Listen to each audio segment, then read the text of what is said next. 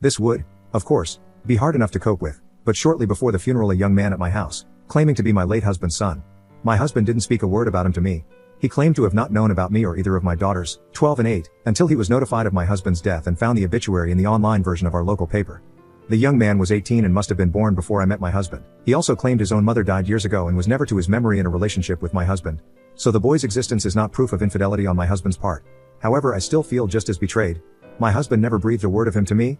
This boy lives in the UK where my husband sometimes worked. I live in the US. He traveled a lot in his line of work and I can't help but wonder how many other secret children did he have? How many times did my husband visit this boy and never told me about it? What else was he not telling me? This boy had pictures with himself and my husband at various ages. He says he was brought up at a boarding school and my husband visited him sometimes.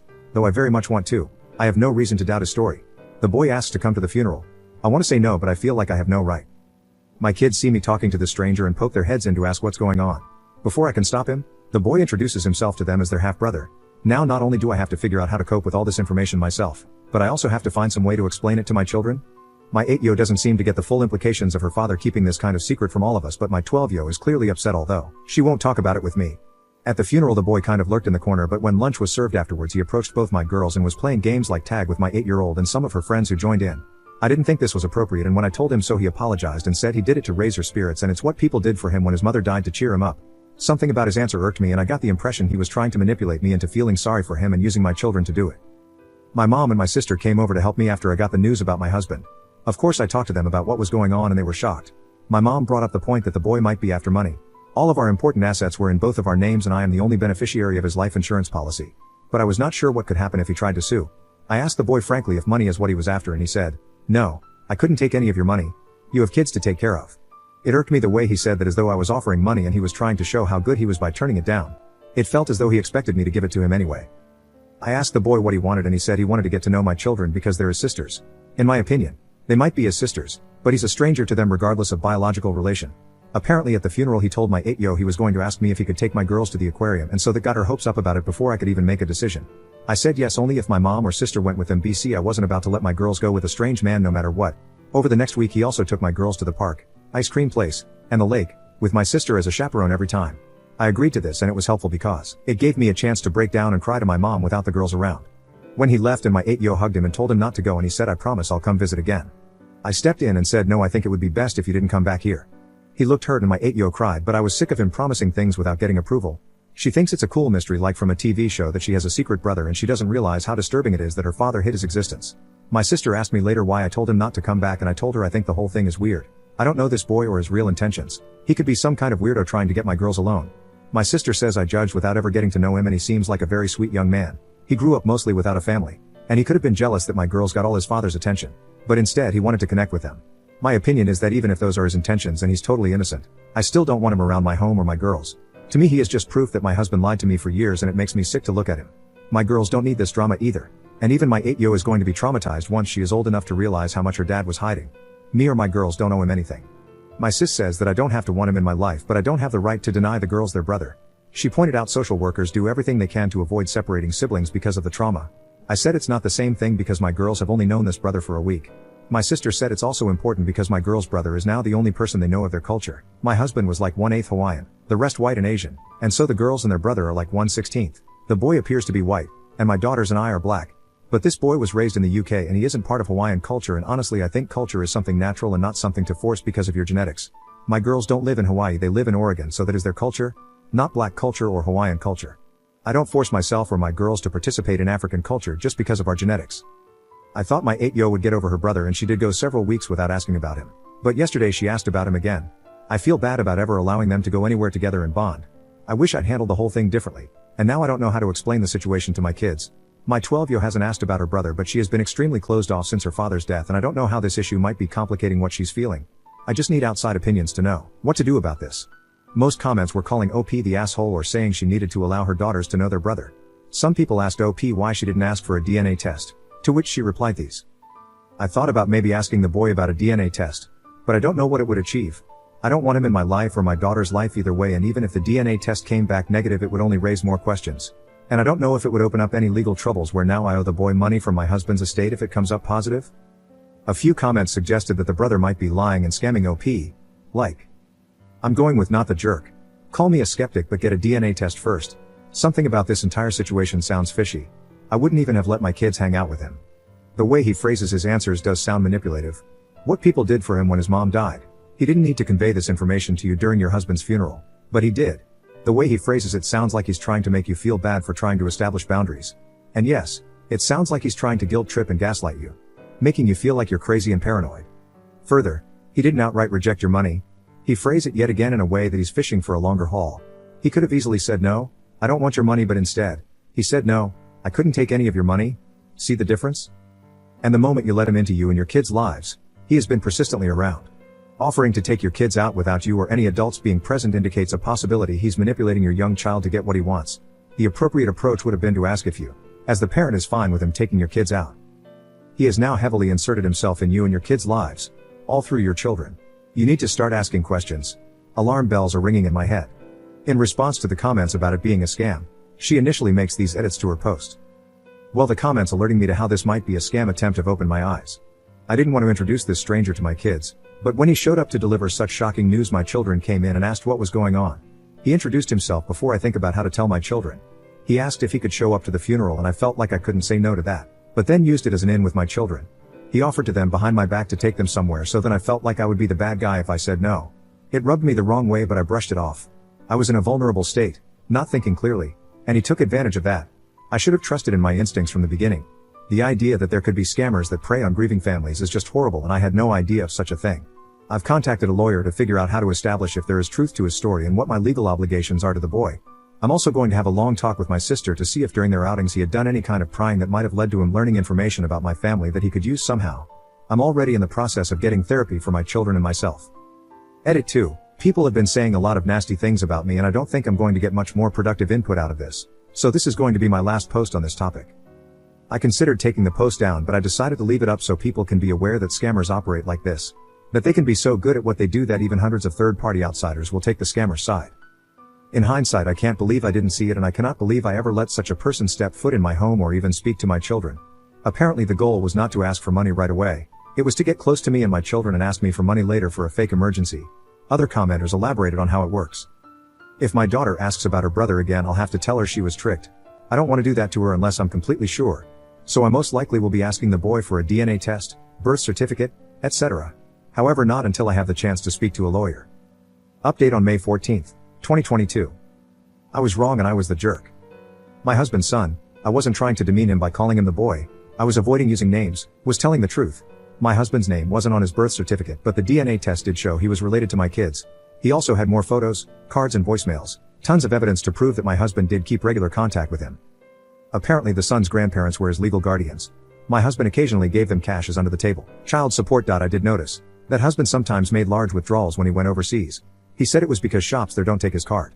I wanted to believe it was a scam because I thought it made more sense than husband having lied. Talking to my husband's son a bit more revealed he'd been lying to him too. Apparently he told him he was a cowboy and a pro football player, then when son googled him he switched to saying he was a gangster who had done prison time. Needless to say, none of that is remotely true. I can't fathom what could possess him to behave this way. Lying to me, lying to his kid, not raising his kid. I'm questioning everything husband ever told me and wondering if it was me who died. Would he have abandoned our kids as well? I feel horrible for that boy. I'm in therapy and working on ways to cope and forgive husband for my own peace of mind. She's helped me work out why I reacted to husband's son the way I did. I thought he was manipulating me and my kids, but what I actually sensed was that he wanted something from me and my kids.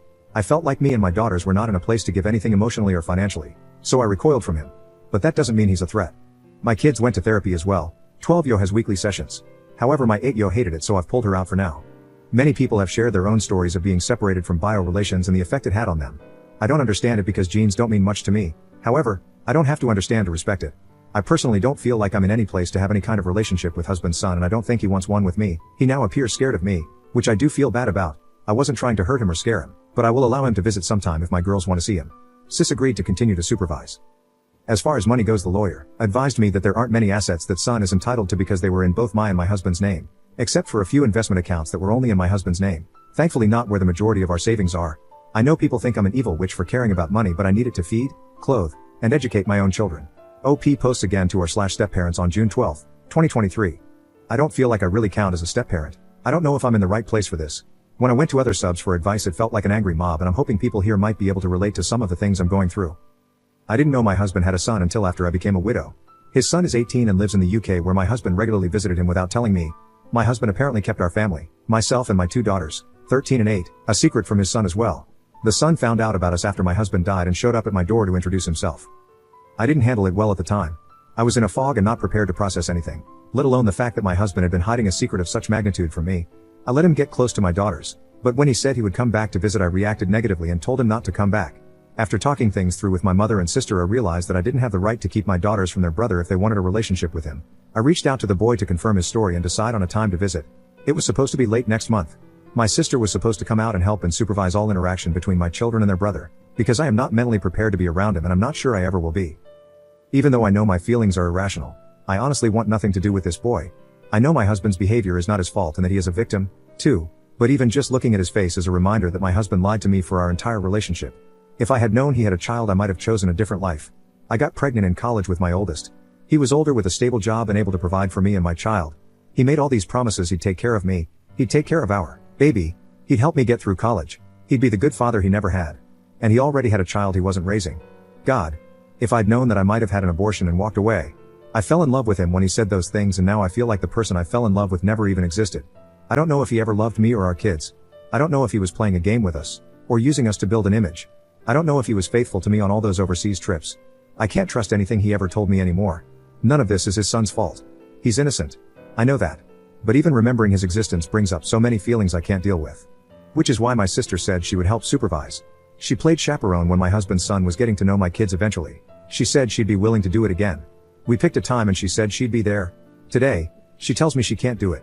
Her job is understaffed and she can't get the time off work. My mom can't do it either. She has a surgery coming up and won't be able to travel. My dad will also need to be home to take care of her. I am not going to leave my kids alone with their brother, what my sister suggested, since he is frankly still a stranger to me, and to them. There might be a 99% chance he has pure intentions, but that 1% chance isn't one I'm willing to take. There are all kinds of stories out there about children being abused by trusted family members. So my only options are to cancel the visit, which my kids, especially my 8-yo, are looking forward to, and I don't want to take away one of the few things they've been able to feel happy about since my husband died, or be the chaperone myself. This will also mean I need to take time off work. I can manage, but it's not ideal. I just don't think I can do it. I didn't choose to be a stepmother. I'm sure the boy doesn't really want me as one either. I apparently scared him when I told him not to come back, and when we talked on Zoom since then he acted nervous and flinchy, like he was afraid I was about to hit him or something. I feel bad about that, as it wasn't my intention. I don't think I can do this. I feel like the meeting is a disaster waiting to happen. Like it's only a matter of time before I lose my temper and ruin the meeting that my kids have been looking forward to. I just have this feeling of dread. I don't know if anyone can help. Maybe it's a long shot. I have therapy on Thursday and I hope it'll help me sort things out. I just feel like I can't do this. It's humiliating to even share this problem with anyone. And even if I try to talk things out with one of the few people I do trust, it's always think about your kids, think about your husband's son, put yourself in their shoes. People even show more sympathy for my husband than me. Maybe it was a coping mechanism for his childhood trauma. Maybe he had a good reason. I'm just burnt out on putting everyone else first and trying to fill the role of both parents for my kids right now. I feel like it's only so long before I snap and the rope just got a lot thinner. Edit. Thank you for the kind words and advice. When I posted I was thrown for the low P and on the verge of a mental breakdown. Having had time to sleep on it, I feel that things are going to turn out okay. I'll look into some of your suggestions, such as professional nanny/babysitting services, to go along with them. My sister has also said she may be able to work remotely during those weeks and be able to supervise while the kids hang out in his hotel room, McDonald's, library, or somewhere else while she can work while watching. Not ideal because it means they would have to cancel some planned activities. Canceling or postponing the trip would be a last resort. I won't make any decision rashly. I'm going to take a few days to think about things, talk it out with my therapist on Thursday, and have a definite answer by Monday. It might not be impossible for me to supervise. At first I panicked because I didn't think I would have to and felt unprepared, but I might be able to psych myself up for it with time. I've been through worse trials than this. Sometimes I just need to remind myself that I'm stronger than I feel. I appreciate the kindness and civility from this community. I wasn't sure if my post belonged here, but you all seem much more understanding than other subs and I truly appreciate it. An update posted to our /stepparents August 7th, 2022. I don't think I'm going to post in this community anymore, as I don't really count as a step-parent, but I got some kind words from people here previously. I just wanted to say thank you all for being kind to me and presenting me with solutions when I was overwhelmed and panicking. And let you all know how the visit went. He stayed for about 1.5 weeks. Before he came over we talked a few times on Zoom, with me, him, and his grandparents. I told him my sister was not going to be able to supervise and I was frank about how apprehensive I was feeling about being the one to supervise. I don't think he was thrilled about me supervising either. He knew and felt comfortable with my sister, not me. So the feeling was mutual. But we decided to go ahead with the visit anyway. We made a few changes in what they had previously planned when my sister was going to supervise, but not many. We also discussed contingency plans for if something went wrong and one of us needed space. Just knowing that I would have an out if I needed it was a huge relief and helped immensely. Overall things went relatively well. He and I were civil. I got uncomfortable but not to the point where I couldn't cope. He and my girls got along well, with the exception of one incident, when my girls got into a spat with each other, and he tried to intervene, which made them both mad at him. But it was quickly resolved after each girl had their time stewing about it. I will say he was very good with both my girls, but especially my 8-yo, who has been having a very difficult time lately even before her father died. She's been struggling a lot with school and trying to find the right treatment for multiple diagnoses. She's been acting out and been very easily frustrating for a lot of the adults in her life including me. I admit, I love her and I do my best but she is difficult sometimes. But with her brother, it's like they are kindred spirits or something. He was a real troper acting out scenes from the movie Encanto with her over and over. I realize it is probably really good for her to have an adult in her life who doesn't want anything from her except to spend time with her. Before the boy left I gave him a thank you card expressing this to him and that I do genuinely hope he chooses to stay involved. Overall it was a positive thing. I'm glad we went ahead with the visit. And thank you again to those of you who left supportive comments. It was a much better experience posting here than when I tried to seek advice in other subs. OP hasn't posted again about any issues with her daughter's brother. When I reached out to her for any updates, I got this reply, August 30th, 2023. Thanks for the sympathy. Things are more or less the same but I'm learning to live with it better and better each day. I got my 9-yo daughter into equestrian therapy which she enjoys. We have made a point to not call it therapy, and it is probably good for her but it hasn't made a noticeable difference in how she seems to be behaving or coping. She's still at her old school, but I have made the decision that if a spot opens in the charter school she'll definitely be switching. My 14-yo is bouncing back a little better and enjoying her first year of high school so far. The high school is large with lots of options for extracurriculars and such that are very little cost which I think is good for her since she was previously involved in a lot and we had to cut back due to financial constraints after my husband died. My husband's son came for another visit last month. It didn't go as well. He brought his girlfriend. She was polite but not very interested in my girls. I think my 9-yo was a bit jealous that she had to share her brother's attention with the girlfriend and was a bit mopey and prone to mini meltdowns during that time. So it wasn't the most fun time ever for anyone. Unfortunately, my husband's son and his girlfriend are invited to Thanksgiving at my parents' house. We'll see how that goes. I at least feel more accepting of him being around now. Last year it was hard to even look at him. I know, none of this is his fault, but it was hard to see him as his own person and not just a reminder that my husband lied. And this year I felt a little better. I still don't know and I'm just trying to accept that I never will know why my husband lied to me or how much he lied about. The best I can figure is that it was some kind of coping mechanism that he developed growing up in foster care to keep all his different families separate from each other, if that makes sense. He didn't keep in touch with anyone he grew up with, not former foster family but also not even friends from back then, nor did he ever even talk about them. He told me very general vague details about how it was a horrible situation but very few specifics. I always thought it was odd but wanted to respect that his past is painful for him and wished he could tell me more but didn't want to pry. I don't know and I never will know but I have a hunch that it all ties together for him and he just has a compulsion to keep different parts of his life separate. It's the best reason I could come up with after agonizing over it for so long anyway. Sheesh. That was a long one. If you enjoyed the video and watched till the end, comment Julius Mulius.